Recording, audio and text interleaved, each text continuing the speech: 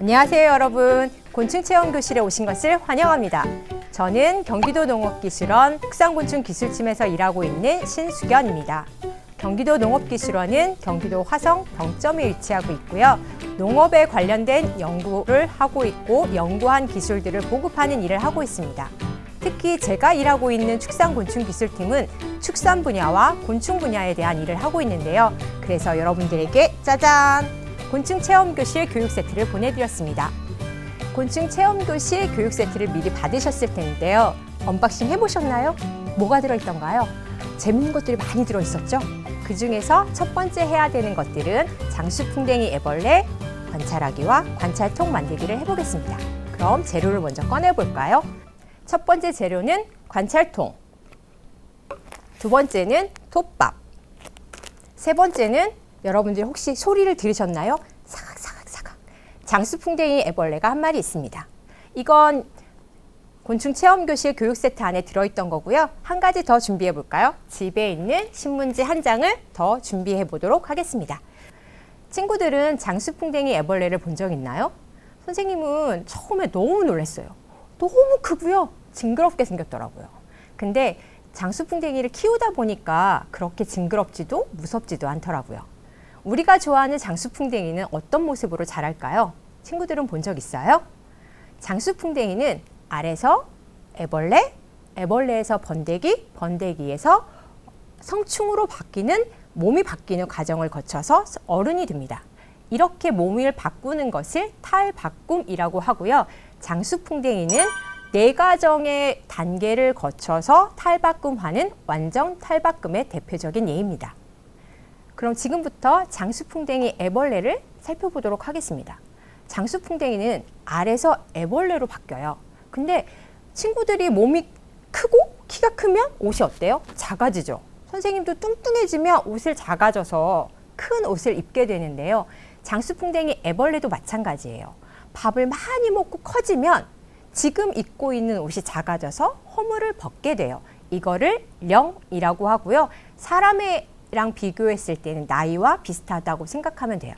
장수풍뎅이 알에서 애벌레로 바뀌면 1령, 그리고 한 번 허물을 벗으면 2령, 그리고 또 한 번 허물을 벗으면 3령 애벌레가 되는 거고요. 여러분들이 한테 보내드린 애벌레는 지금 보이시나요? 3령 애벌레입니다.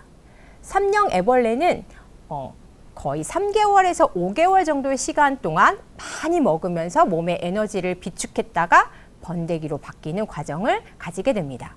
자, 지금부터 애벌레가 어떻게 생겼는지 꼼꼼히 하나하나 살펴보도록 하겠습니다. 지금 보시는 게 장수풍뎅이 애벌레인데요. 머리가 보이시나요? 머리색은 검은색 정도 되고요. 그리고 큰 턱이 있고요. 더듬이가 있습니다. 그리고 왼쪽에 다리가 하나, 둘, 3개 보이고요. 오른쪽에 다리도 3개가, 야, 벌려줘. 다리 좀 보자. 3개가 있습니다. 그리고는 등 뒤에 보시면 많은 마디와 수많은 털로 덮여 있습니다. 자, 그럼 친구들 궁금한 게 하나 있는데요. 장수풍뎅이 애벌레는 숨을 어떻게 쉴까요? 사람처럼 입으로 숨을 쉴까요? 코로 숨을 쉴까요? 어떻게 쉴까요? 장수풍뎅이 애벌레는 기문이라고 하는 숨구멍으로 숨을 쉰대요. 어디 있는지 한번 볼까요? 자, 옆에 보면 점 모양이 9개가 있습니다. 찾으셨어요? 이게 바로 기문이라고 하는 숨구멍입니다. 이 숨구멍은 왼쪽에 9개, 오른쪽에 9개, 총 18개의 숨구멍을 가지고 있고요. 이걸로 호흡을 한다고 합니다. 두 번째 궁금한 것도 있는데요. 애벌레 상태에서는 암컷과 수컷을 구별할 수 없을까요? 친구들 생각은 어때요? 애벌레 있을 때 암컷과 수컷이 구별이 가능할까요? 가능하대요. 자, 지금부터 암컷과 수컷을 구별하는 방법을 설명해 줄게요. 자, 근데 애벌레가 지금 선생님 손을 막 물고 있어서 아픈데, 자, 애벌레의 등이 아니라 배 쪽을 살펴보시면요. 배 쪽을 끝에서 두 번째 마디에 작은 V자 모양이 있습니다. V자 모양이 있으면 수컷, 없으면 암컷이에요. 친구들이 받은 애벌레는 암컷인가요? 수컷인가요? 자, 선생님 건 한번 볼까요? 짜자잔. 와! 선생님 것은 수컷입니다.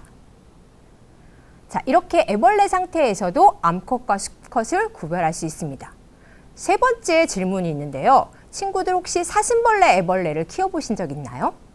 사슴벌레 애벌레와 장수풍뎅이 애벌레는 비슷하게 생겼어요. 선생님이 봐도 뭐가 장수풍뎅이인지 뭐가 사슴벌레인지 잘 구별이 안 되더라고요. 가장 손쉽게 구별하는 방법은 머리의 색깔입니다. 자, 우리가 아까 애벌레를 관찰할 때 봤듯이 장수풍뎅이 애벌레의 머리는 검정색에 가깝습니다. 그러나 사슴벌레의 애벌레는 밝은 갈색이에요. 그래서 애벌레의 머리만 보면 장수풍뎅인지 아니면 사슴벌레인지 구별하기가 쉽답니다.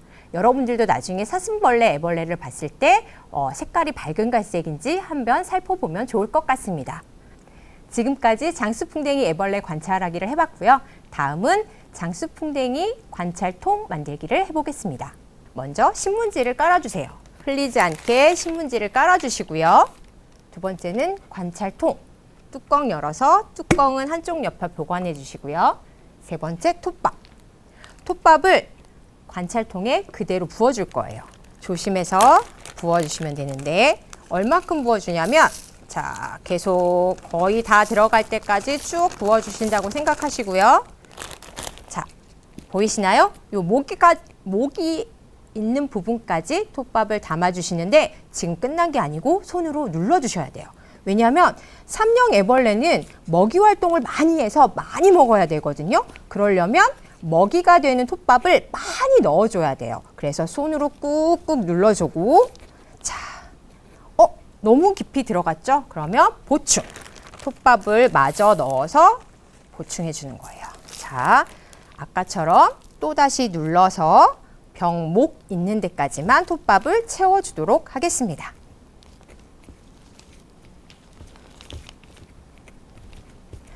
부족하시면 조금 더 채워서 근데 왜 선생님 끝까지 톱밥을 안 넣어줘요? 라고 질문하는 친구들이 가끔 있는데요. 친구들, 애벌레 집이잖아요. 그러면 애벌레가 들어가야 되는 구멍 정도는 남겨놔야 되겠죠? 그래서 가장 좋은 높이는 짜잔! 요 목 있는 데까지 톱밥을 눌러서 담아주시는 겁니다. 톱밥을 다 담았죠? 그럼 이번에는 애벌레를 입주시켜줘야 돼요. 집으로 이사 가야 되는 거죠. 이렇게 작은 통에서 큰 통으로 이사를 가야 되는데 애벌레가 큰 집으로 이사 가려면 애벌레가 놓여야 되는 공간이 조금 필요하대요. 그래서 여러분들이 톱밥을 넣어준 관찰통에 구멍을 조금만 손 2마디 정도 들어갈 정도로만 파주세요. 자, 됐나요? 자, 그런 다음에 애벌레가 너무 꼭꼭 숨어져 있어서 못 찾았어요. 자, 애벌레를 머리부터 유충병 안에 관찰통 안에 넣어주세요. 그러면 스스로 파고 내려갈 거예요. 그런 다음에 뚜껑을 닫아두시면 관찰통 만들기가 끝납니다. 그런 다음에 관찰통에다가 오늘 애벌레를 입주한 날을 적어주세요. 그러고 나서 며칠이 지난 후에 번데기가 되는지 혹은 번데기에서 성충이 되는데 얼마의 시간이 걸리는지 관찰해 보는 것도 좋을 것 같습니다. 근데 이렇게 관찰통을 만들었는데요. 친구들이 선생님한테 질문하는 게 몇 가지가 있어요. 첫 번째는 선생님 뚜껑을 덮어놨는데 장수풍뎅이 애벌레들이 숨막혀 죽는 거 아니에요? 라는 질문을 가끔 해요. 근데 이 뚜껑은 공기가 통하는 뚜껑이에요. 그래서 친구들이 뚜껑을 열어두지 않아도 장수풍뎅이는 잘 산답니다. 두 번째는요. 애벌레가 지금 막 조금씩 친구들 이렇게 보시면 애벌레가 밑으로 파고 내려가는 모습이 보일 거고요. 나중에는 바닥까지 충분히 내려갈 거예요. 애벌레가 올라왔다 내려갔다 하고 이상한 소리를 내요. 라는 질문을 하는 경우도 있어요. 애벌레가 밑에서 생활하다가 관찰통 아래쪽에서 생활하다가 올라오는 경우는 여러 가지 경우가 있는데요. 대표적인 경우가 똥을 싸기 위해서래요. 똥은 커피콩처럼 생겼는데요. 선생님이 한번 보여줄게요. 보이시나요? 커피콩처럼 생겼죠? 애벌레가 톱밥을 많이 먹고 위로 올라와서 이런 똥을 싸는 경우에 위로 올라오는 경우도 있고요. 심심해서 위로 올라오는 경우도 있고 여러 가지 경우가 있다고 해요. 그래서 친구들이 애벌레가 안 보이네? 애벌레가 위에 올라와 있네? 너무 걱정하지 않으셔도 되고요. 그리고 관찰통 안에서 관찰하시면 돼요. 장수풍뎅이 애벌레는 어떤 모양으로 변할까요? 선생님이 보내드린 장수풍뎅이 애벌레는 3년 말기, 즉 3년으로 한 3개월에서 5개월 정도의 시간을 보내는데 많은 시간을 보낸 친구들이에요. 이 애벌레들은 금방 번데기 방을 만들 건데요. 이 애벌레가 여러분들이 만들어준 새 집에 들어가서 열심히 밥을 먹으면서 몸을 키우고요. 에너지를 비축을 해요. 그런 다음에 타원형처럼 생긴 길쭉한 번데기 방을 만들고요. 그 번데기 방에서 여러분들이 알고 있는 번데기로 변했다가 10에서 15일 정도 지나면 성충이 되는데요. 친구들이 관찰통을 자세히 보시면 번데기 방에서 장수풍뎅이로 변하고 한 3일 정도의 적응 기간이 끝나며 위로 올라와서 나 배고파 밥 줘 라고 관찰통을 두드리면서 소리를 낼 거예요. 그러면 큰 집으로 이사를 보내주고 그리고 먹이를 주시면 되는데 성충이 된 장수풍뎅이 모습 한번 볼까요? 자, 수컷은 뿔이 있는 게 특징이죠. 자, 근데 너무 힘이 세네요. 장수풍뎅이 수컷입니다. 암컷은 뿔이 없어서요. 밋밋해 보일 수도 있지만 힘은 너무 세요. 안 나오려고. 네, 몸집도 수컷에 비해서 좀 작습니다. 여러분들이 관찰통에서 잘 키우시면 수컷이든 암컷이든 성충이 되는 장수풍뎅이의 모습을 보실 수 있습니다. 이제 마지막 단계인 관리 방법에 대해서 알아보겠습니다. 장수풍뎅이는 여름곤충이에요. 여름곤충이라서 따뜻한 것은 좋아하지만 햇볕은 좋아하지 않는데요. 그래서 여러분들이 만들어 놓은 관찰통 또한 어둡고 따뜻한 곳에 보관하시면 좋습니다. 그리고 또 한 가지는 여기에 이 상태로 두면 그냥 성충이 돼요? 라고 물어보는 친구들이 있는데 지금 여러분들에게 선생님이 보내준 애벌레는 3년 말기여서 이 상태로 그대로 한 달이나 2달 정도의 시간이 지나면 성충이 됩니다.